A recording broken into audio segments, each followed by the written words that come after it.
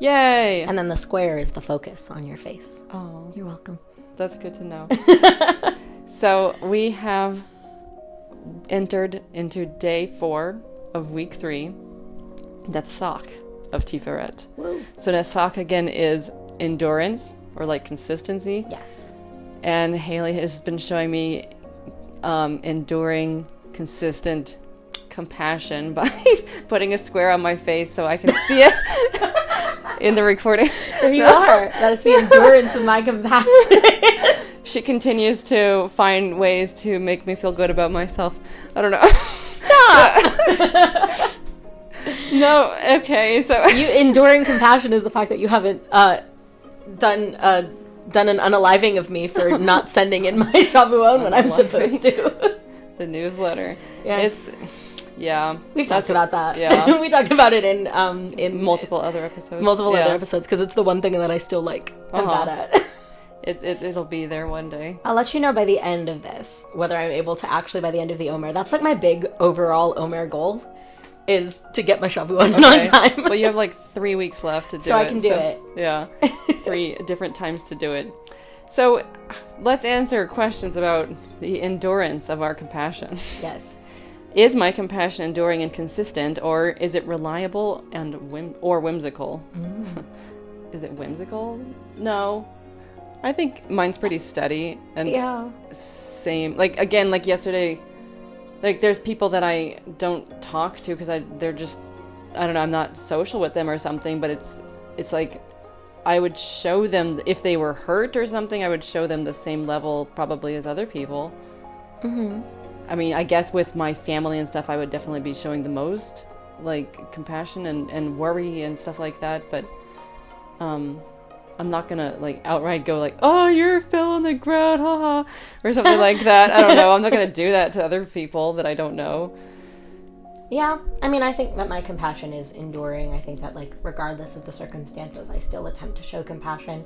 I know that it's sometimes harder in, like, a moment when you're especially, like, activated or triggered or something like that to step back and show compassion. But as I get older and as my brain matures and all of those, like, abilities and faculties get stronger, that is something that I am in my discipline trying to learn. So when something happens, for me to be able to stop, take a step back, look at the situation, and then show compassion and move forward from that way is, I mean, that's something I'm always growing in. Yeah, that is so true. The brain growth, like the fact, because it's like I continue to get better at working with people that are like different from me. And like that's important in all of life, but it's funny, I can see my own growth from like high school where I would just outright go away from or completely almost ignore those people. If I didn't like them, if they weren't my friends, I would do my best to go away from them because I just didn't want to interact with them at all. And now today it's like in work groups or whatever, different friend groups or parties or whatever, where this one person is there or maybe 2 people, it's like I like 70% of the people here and the others are here just because they happen to be part of this group too. And I don't know, like various networking things that I go to where I expect to see certain people there, and it's like, I'll be nice to them. I kind of wish that they weren't here, but like there's nothing I can do about that. And so it's like, if I'm gonna like participate in the group or something, I have to be nice to everyone.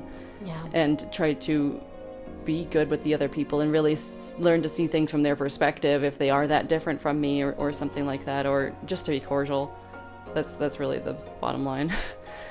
And so I think that it continues to go, like it's grown a lot, my ability to be able to talk to other people and stuff, and the compassion and stuff, and actually feel something for other people when I feel like in the past I would have probably like just been like, I don't understand your pain. Why are you like sad about this? Yeah. Yeah, or whatever. But like now it's like, okay, I understand that they have their own, like, I hate the word bugbear, but like I don't know, like their own things that.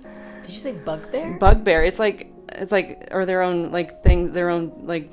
I've never heard of that. Things that are wrong with them or whatever. Wow, I love that. Yeah. I've never heard of that. Oh, I think I'm using the word right. No, I trust that you are. I'm learning. Oh. That's all it is. Sorry, I didn't mean to look at you with like shock. Oh, yeah. No, just I don't know everything, Jordan. I trust you. Yeah. I don't know. But yeah, learning to like really get along with all people and try to understand their shoes, their experience. Yeah. Do I have the capacity to be compassionate even when I'm busy with other activities, or only when it's comfortable for me? That's a tough one, I think. Yeah. If I was out walking on the street or whatever, and someone, or like the mall, whatever, and somebody needed help, and yeah, like if I was really in a rush and I needed to get home to do something for some reason, or get out to some event or something, I might not stop and help them. Probably. I'd be like, sorry, I gotta go, or like it's like I'm on a lunch break and I gotta get back to work and I'm not gonna stop and talk to you or help you carry this thing. But like if I can, it's like I do a quick calculation, I'm like, okay, well I can be a little bit late, or I can it'll only take 5 minutes or something like that, then yeah. So yeah, I guess I don't know if that's the wrong answer, but like yeah, I do think that my compassion might be limited to when it's comfortable for me. I think that's part of it, and I'm interested in like the wrong answer sort of situation, because at the end of the day, these questions are just supposed to help us like figure out where we're at and how we can grow. And I don't know, I feel like I find myself on the other side of that coin, like deadlines and meeting those things and being in a rush. That's not something that I really, I mean, I understand those things, but I'm really bad at sticking to those things, and I'm much more moved by like immediate personal like helping, that kind of thing. So if I'm on my way to something and I see that somebody needs help, I'm very much a let's pull over and fix it kind of thing. And I recognize that's kind of the first shall be last kind of situation. So one of the really great like stories that was told to me about like why I need to get better at that and not do that is one of my friends came up to me and they said, listen, if you and I were in a conversation and somebody else interrupted our conversation and told you that they needed something, and then somebody else interrupted them, you're always going to go with the next immediate interruption. You almost never say, hold on a second, let me fix this. And you need to learn how to say, wait on that, and finish up with the person that you're with. You need to show that discipline, because otherwise it makes the person that you're with immediately not see that you're with them. Yeah. And so for me, I have to get back onto that side of showing less compassion in the immediate moment and sticking with the person that I'm with. I think it's because that's like a common interview question where they're like, you're doing this work and a customer comes up and is like, yeah, I need help with this. And you have to be able, I think it's a lot of understanding the real like emergency of the situation. Yeah, like where is the real so emergency? you're like, your one friend wanted you to help open a jar or something, and then the other friend came up to you and was like, so-and-so's bleeding, we need we need to go find a Band-Aid. Do you know where the Band-Aids are? Do the Band-Aid. Like yeah, like the jar's not that important, but if that person was to get bent out of shape because you didn't help them open a jar, then it'd just be like, I'm sorry, I know, but like I try to make them understand the situation, I guess. Like this person was bleeding and you're not. Something like that. When there's like an actual emergency or something like that, I'm really good at it. But when it's like a bunch of equal situations, I tend to get distracted. Yeah, I guess if it was all equal, everybody had their own jar to open. Like then you have to do it in order. Yeah. I would say, because it's only fair. Like people standing in line, people used to standing in lines from when they were a child. Exactly. We learned how to wait. Yeah. Take our turn. Yeah, just be patient. Am I ready to? I know you are. Am I ready to stand up and fight for another? Heck yeah, let's go. I love that you know that I am. Yeah, I'm fighty. I'm a fighty bee. I'm still working on that, like, because for me, it's again goes back to safety. Like, if I do this now, will that person now direct their anger towards me and something like I remember learning this really interesting thing where they were like, if you ever see someone like, let's say like being denounced for racism stuff or whatever, like if someone's being mean to someone on a bus, what you can do is you go up and pretend to know them and be like, hey, how are you doing, how's the aunt, like come here, come sit with me, and you just do that instead of going up to that person and be like, exactly, like stop calling her this and whatever. So that was something I learned, and I've never gotten to use it yet, but like I have. Oh, it's really fun. Like I would love to be able to do that. Yeah. I would feel super nervous and like scared though while doing it. Well, there's a balance, right? Because I'm fighty. Like, I'm not, like, I don't know, I make myself sound so, like, fighty. But I'm not afraid to make a stink, and I'm not afraid to stand up for what's right. And I always try to do it with compassion, and I always try to do it kindly, because kind is right. But I'm not afraid to make myself heard and make myself known.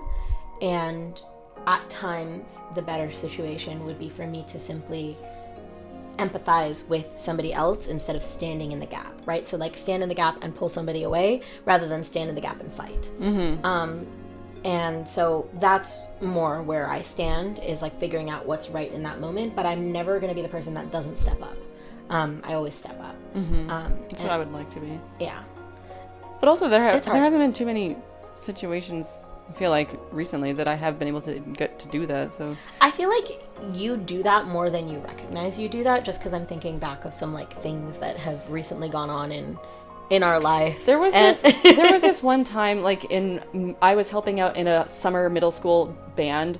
I really wish I had said something, because the guy that was leading the class, and I was like 23 or 4 at the time, and so like it was like one girl and a bunch of boys in the trumpets only, like they did their little section thing, and then they went together for the whole band after, and like she, being a normal middle school kid, like it's like she like poured water in her trumpet like other boys have done, and then like watched it come out, and she was like, whoa, it's a lot of water. And like being a kid, and the guy made the dumbest, like he was like, this is why girls don't play trumpet or something like that. He said the dumbest sexist thing, and like at the time I was just so flabbergasted. I was like, I didn't say anything. I didn't know what to say, because he was like a much older man, and I was like, what am I supposed to say to that? Like, she's just doing a kiddish thing. It has nothing to do with being a girl, and like it was just really dumb. And I do like that sticks in my head so much. I wish I had said something at the time and stood up for her. Well, I mean, there's also a difference between being able to, like having the capacity to, and being unwilling to. Like you didn't have the capacity in that moment to know what to say, but that doesn't mean you are unwilling. You would do it. If you were in that situation again, you would absolutely say something. Yeah. So give yourself the credit for being the person who would say something, because you would. And not having the capacity, not knowing what to say is different. But it sort of goes back to what we were talking about before with the action. Like, I didn't take any action in that moment, and so therefore I feel bad about that.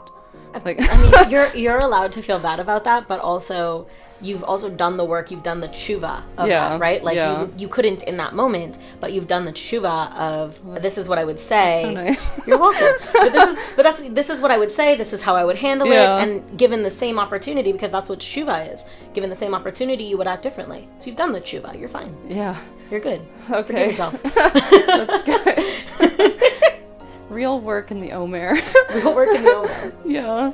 Exercise. In the middle of the busy day, take a moment and call someone that needs a compassionate word. Defend someone who is in need of sympathy, even if it's not a popular position. Oh, I'm good at that. I don't know who's a person that might need a compassionate word. I don't know. I have to think about that, like a friend or so in my life. But, yeah, that shouldn't be too hard. I'm always good at calling people. Yeah. But yeah. Give a call to a friend. Yeah, just call someone. Yeah. Instead of texting them first, just call them out of the blue. That's what I used to do a lot of.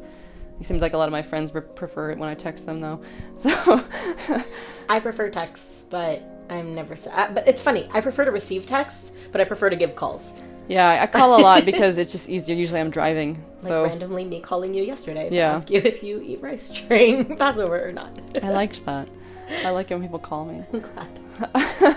All right. Well, thank you. Thank you for joining us, and go examine your compassion and the endurance of your compassion. That's what we're, The endurance. Yeah. Thank you. Bye.